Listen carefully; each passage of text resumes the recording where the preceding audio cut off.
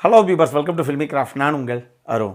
இந்த எபிசோடில் நம்ம பார்க்க போகிற படம் 2016 அப்படின்னு போடப்பட்டிருந்தா கூட அப்போ ஃபிலிம் ஃபெஸ்டிவலில் தான் ஸ்க்ரீன் பண்ணப்பட்டது. 2017 தான் ஆக்சுவலி ஒரு அமெரிக்கன் ஆக்ஷன் த்ரில்லர் படமாக வெளியான பேட்ரியாட்ஸ் டே.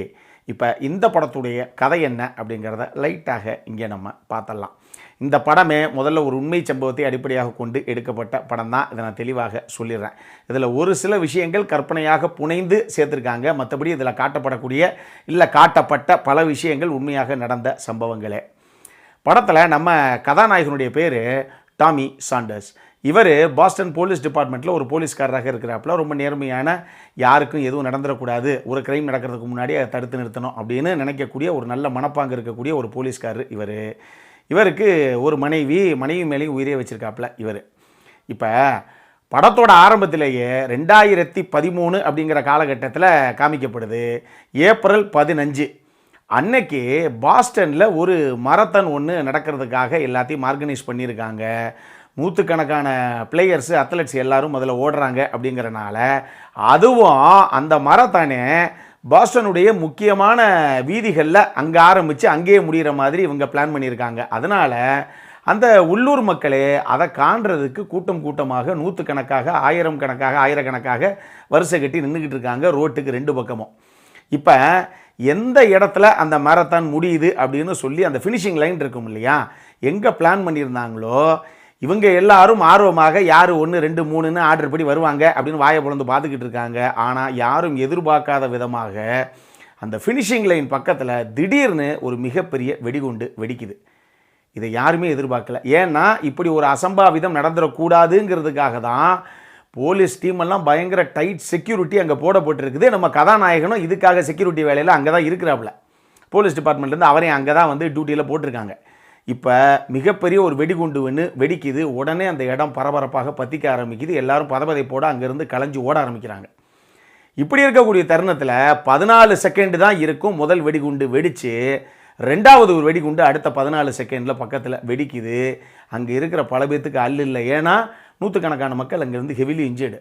இதில் ஒரு சில உயிர் பலிகள் வேறு ஆகி போயிடுது. இப்போ பாஸ்டன் போலீஸ் டிபார்ட்மெண்ட்டுக்கு எந்த பயமுள்ள அந்த சம்பவத்தை பண்ணியிருப்பான், எவன் வெடிகுண்டு வச்சுட்டு போயிருப்பான். முதல்ல இது யாருடைய வேலை அப்படின்னு நம்ம கண்டுபிடிக்கணும் அப்படின்னு சொல்லி அவங்க ஒரு பக்கம் சுற்று போட்டு தேடினா கூட அவங்க சிசிடிவி கேமரா அப்படி இப்படின்னு ஃபுட்டேஜஸ் எல்லாம் வச்சு அவங்க செக் பண்ணி பார்க்குறாங்க. அவ்வளோ கிளியராக ஆள் யாருன்னு உங்களால் நெருங்க முடியல. இப்போ இது லாய்க்கப்படாது, நாங்களே எடுத்துக்கிறோம் அடுத்த சார்ஜ் அப்படின்னு சொல்லி FBI களத்தில் இறங்குது இந்த இடத்துல.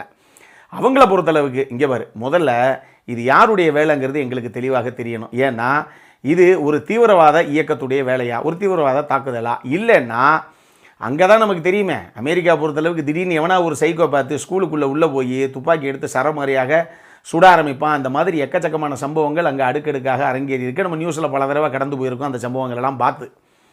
அப்படி எவனாவது ஒரு சைக்கோ பார்த்து பண்ண வேலையா, இது தெரியணும். அதுக்கேற்ற மாதிரி தான் அடுத்த கட்ட நடவடிக்கையில் நம்ம இறங்கணும் அப்படின்னு FBIயும் பாஸ்டன் போலீஸோடு சேர்ந்து களத்தில் இறங்க போக, இதுக்கப்புறம் இந்த கதையில் நடந்த சம்பவங்கள்லாம் என்னென்ன அப்படிங்கிறது தான் இந்த படத்துடைய மொத்த கதையை. இந்த படத்தை பொறுத்தளவுக்கு இது பீட்டர்பர்குடைய ஒரு படம். இந்த படத்துடைய கதாநாயகனாக நம்ம மார்க் வால்பர்க் தான் பண்ணியிருக்காப்புல. இவங்க 2 பேரும் இவங்களுடைய காம்பினேஷனில் வெளியாகிற 3வது படம் இது. 2013 லோன் சர்வைவர் அப்படின்னு சொல்லி இவங்களுடைய காம்போவில் முதல் படம் வெளியாச்சு. என்னுடைய ஆல் டைம் ஃபேவரட் படத்தில் அதுவும் ஒரு படம். இது வரைக்கும் லோன் சர்வைவர்லாம் பார்க்காதவங்க யாருமே இருக்க மாட்டீங்க. எனக்கு தெரிஞ்ச இந்த படம் தமிழ் டப்பிங்லேயே இருக்குன்னு நினைக்கிறேன். லோன் சர்வைவர்லாம் பார்க்கல அப்படின்னா முதல்ல பார்த்துருங்க. சட்டு புட்டுன்னு அட்டகாசமான படம். நான் எங்கே வேணால் எழுதி தருவேன். வேறு லெவல் படம் அது. அந்த படம் தான் இவங்களுடைய காம்போவில் வந்த முதல் படம். அதுக்கடுத்து 2016 டீப் வாட்டர் ஹரிசன் அப்படின்னு சொல்லி இன்னொரு படம், அதுவும் தமிழ் டப்பிங்கில் இருக்குதுன்னு நினைக்கிறேன். அந்த படம் வெளியாச்சு. அது வேறு ஒரு ஜான்ரால வித்தியாசமான ஒரு படம். அதுவும் ஓரளவுக்கு டீசெண்டான ஒரு படம் தான் அப்படின்னு நான் சொல்லுவேன். இந்த படம் உங்களுடைய காம்போவில் 3வது படமாக இறக்கிவிடப்பட்ட ஒரு படம். தரமான ஒரு சம்பவம் இந்த படம். இந்த படத்தில் எனக்கு ரொம்ப பிடிச்ச விஷயம் என்ன அப்படின்னா, உண்மையாக என்ன சம்பவம் நடந்தது, எப்படி இருந்தது, அந்த சிச்சுவேஷன் எப்படி இருந்தது, திடீர்னு அந்த பாம் அங்கே பிளாஸ்ட் ஆனதுக்கப்புறம் என்னென்ன சம்பவங்கள்லாம் அரங்கேறிச்சு, அங்கே பாஸ்டன் போலீஸ் டிபார்ட்மெண்ட் இந்த கேஸ் எப்படி ஹேண்டில் பண்ணாங்க, எந்த இடத்துல FBI களத்தில் இறங்குச்சு, அதுக்கப்புறம் அவங்க என்னென்ன விதமான டாக்டிக்ஸை யூஸ் பண்ணி எப்படி அந்த பாம்பு வச்ச நபர்கள் யார் அப்படிங்கிறத கார்னர் பண்ணாங்க அப்படிங்கிற மாதிரி பல விஷயங்களை அவ்வளவு சுவாரஸ்யமாக பண்ணியிருப்பாங்க. இருக்குது ஆனால் இல்லை அப்படின்னு நம்ம எஸ்ஜே சூர்யா சொல்கிற மாதிரி இது உண்மையாக ஒரு ட்ராமா தான். ஆனாலும் பரபரப்பாக பற்றிக்கிட்டு போகும் கடைசி வரைக்கும். அந்த மாதிரி ஒரு ஆக்ஷன் ட்ராமா இது. டெஃபினட்டாக ஆக்ஷன் த்ரில்லர் விரும்பி பார்க்கக்கூடிய ரசிகர்களுக்கெல்லாம் இந்த படம் ரொம்பவே பிடிக்கும். நான் சொன்ன மாதிரி பரபரப்பான ஆக்ஷன் காட்சிகள் அப்படின்னு இருக்குதோ இல்லையோ, இந்த கதைக்கிழமை இதனுடைய திரைக்கதை அமைக்கப்பட்ட விதமே பரபரப்பாக பற்றிக்கிட்டு தான் போகும். அந்த மாதிரி ஒரு படம் இது. படத்தில் முக்கியமான ஒரு சென்ட்ரல் கேரக்டருங்கிறது 2 தான். ஒன்றே நம்ம மார்க் வால்பர்க், அவர் தான் படத்துடைய கதாநாயகன், ஒரு சின்சியர் போலீஸ் ஆஃபீஸராக வருவாப்பில். இன்னொன்று வந்து கெவின் பேக்கனுடைய கேரக்டர், அவர் ஒரு FBI ஆஃபீஸராக வருவார். இவங்க 2 பேர் எப்படி இந்த கேஸை ஹேண்டில் பண்ணுறாங்க அப்படிங்கிற சுவாரஸ்யம் தான் இந்த படமே. சூப்பராக பண்ணியிருப்பாங்க. 2 பேருமே எக்ஸ்ட்ராடினரி பர்ஃபார்மன்ஸு. 2 பேரும் அட்டகாசமாக கொடுத்துருப்பாங்க அவங்கவுங்க சைட்லேருந்து பர்ஃபார்மன்ஸை. இந்த படத்தில் இப்போ ரீசெண்டாக விமர்சனம் பண்ண ரெட் ஒன் படம் தமிழ் டப்பிங்கில் இருக்குன்னு விமர்சனம் பண்ணோம் இல்லையா, அந்த படத்தில் சாண்டா கிளாஸாக பண்ணியிருந்தாப்புலையே J.K. சிமன்ஸ், அவரே ஒரு போலீஸ் ஆஃபீஸராக இந்த படத்தில் பண்ணியிருப்பாப்புல. எல்லாருமே அவங்கவுங்க எடுத்துக்கிட்ட கதாபாத்திரத்தை சூப்பராக பண்ணியிருந்தாங்க அப்படின்னு தான் நான் சொல்லுவேன். டெக்னிக்கலி செம்ம சவுண்டான ஒரு படம் இது. அதுக்கு மிகப்பெரிய அத்தாட்சி என்ன அப்படின்னா, ஏங்க இந்த படம் ஒரு வேளைக்கு உண்மையாக சம்பவம் நடக்கும்போது இவங்க ஒரு பக்கம் கேமரா வச்சு எடுத்துட்டாங்களோ அப்படிங்கிற ஒரு ஃபீல் ஒன்று பல இடங்களில் நமக்கு வருது. அந்த அளவுக்கு பல காட்சிகளை இவங்க ரீக்ரியேட் பண்ண விதமே அட்டகாசம். அப்படியே உண்மையாக நான் சொன்ன ஏப்ரல் 15, 2013 அன்னைக்கு பாஸ்டனில் இந்த மராத்தான் அங்கே பார்க்குறதுக்கு நம்மளும் ஒரு நபராக நின்றுக்கிட்டு இருந்தோம்னா என்னென்ன சம்பவங்களை சந்திப்போம், எப்படி இந்த கேஸை ஹேண்டில் பண்ணாங்க அப்படிங்கிறத அவ்வளவு தத்ரூபமாக எங்கேயுமே பிசிறடிக்காமல் சூப்பராக பண்ணியிருந்தாங்க. அதுதான் இந்த படம் வந்து இந்த அளவுக்கு வந்து எனக்கு பிடிச்சதுக்கான காரணம் அப்படின்னு நான் சொல்லுவேன். நான் சொன்ன மாதிரி டெக்னிக்கலி செம்ம சவுண்டான ஒரு படம் இது.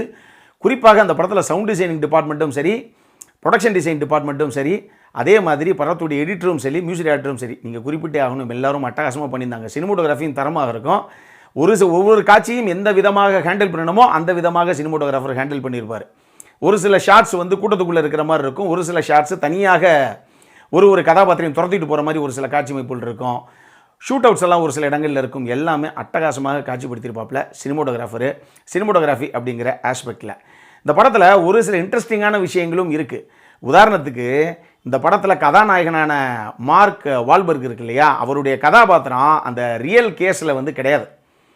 உண்மையாக பல போலீஸ்காரங்க சில பேர் உயிரை விட்டுருக்காங்க இந்த சம்பவத்தில். அந்த மாதிரி ரியல் லைஃப் ஹீரோஸ் இருக்காங்க இல்லையா, அந்த மாதிரி போலீஸு அப்படிங்கிறது சும்மா பொழுதுபோக்காக அதை சம்பளத்துக்கு வேலை பார்க்குற ஒரு வேலை கிடையாது சார். மக்களை காக்கக்கூடிய ரொம்ப தலை சிறந்த ஒரு சேவை எது அப்படிங்கிறத நினச்சி உணர்ந்து பண்ண சில போலீஸ்காரங்களுடைய கதாபாத்திரம். பல பேர் அந்த ரியல் கேஸில் ஒர்க் பண்ணவங்க எல்லாருடைய கதாபாத்திரத்தையும் அப்படியே லைட்டாக இன்ஸ்பயர் ஆகி அதை புதுசாக அதை வச்சு அதுக்காக கிரியேட் பண்ணப்பட்ட ஒரு கதாபாத்திரம் தான் ஹீரோவுடைய கதாபாத்திரம். ஏன்னா ரியல் கேஸில் இப்படி தனியாக ஒரு ஹீரோவுடைய கதாபாத்திரம் அதில் கிடையாது. அதுக்காக இதை வந்து அவங்க கிரியேட் பண்ணியிருக்காங்க. அது சூப்பராகவே உட்கார்ந்துருந்தது இந்த படத்தில். இன்னொரு பக்கம் நான் சொன்னேன் இவ்வளோ பெரிய கூட்டத்தை ரீக்ரியேட் பண்ணணும், அதுக்காக எக்ஸ்ட்ராஸே எங்களுக்கு 100கணக்கான 1000கணக்கான பேர் வேணும் அப்படின்னு சொல்லி காஸ்டிங் கால் கொடுத்தப்ப 1/4 கிலோமீட்டருக்கு லைன் நின்று தான் அங்கே இந்த காஸ்டிங் காலுக்கே. பார்த்துக்குங்க அவ்வளோ பெரிய சம்பவத்தை பண்ணியிருக்கு இந்த டீமு. அதே மாதிரி இந்த படம் ஃபிலிம் ஃபெஸ்டிவலில் ஸ்க்ரீன் பண்ணப்பட்டப்போ ஸ்டாண்டிங் ஓவேஷன் வாங்கின ஒரு படம் இது. இது எல்லாத்துக்கும் இந்த படம் டெஃபினட்டாக தகுதியான ஒரு படம் தான். நிச்சயமாக நம்ம சைட்லேருந்து ஒரு ஹைலி ரெக்கமெண்டட் படம் அப்படின்னே நான் சொல்லுவேன். கண்டிப்பாக பாருங்கள், ரொம்ப உங்களை கவர்றதுக்கான வாய்ப்புகள் நிறையவே இருக்குது இந்த படத்தில். அடல் கானடை பொறுத்தளவுக்கு இந்த படத்தில் எந்த ஒரு செக்ஷுவலான விஷயங்கள் அப்படி இப்படின்னு எதுவும் கிடையாது. தாராளமாக இது 6லேருந்து 60 வரைக்கும் எல்லோரும் உட்காந்து பார்க்கக்கூடிய ஒரு தரமான படம். நான் ஏற்கனவே சொல்லிட்டேன், நம்ம சைட்லேருந்து ஒரு ஹைலி ரெக்கமெண்டட் படம். எந்த காரணத்தை கொண்டும் மிஸ் பண்ணிடாதீங்க, சட்டு புட்டுன்னு பார்த்து முடிங்க. இதே மாதிரி இன்னொரு வீடியோவோட அடுத்த முறை உங்களை சந்திக்கிற வரைக்கும் இட்ஸ் அருண் சைனிங் ஆஃப்.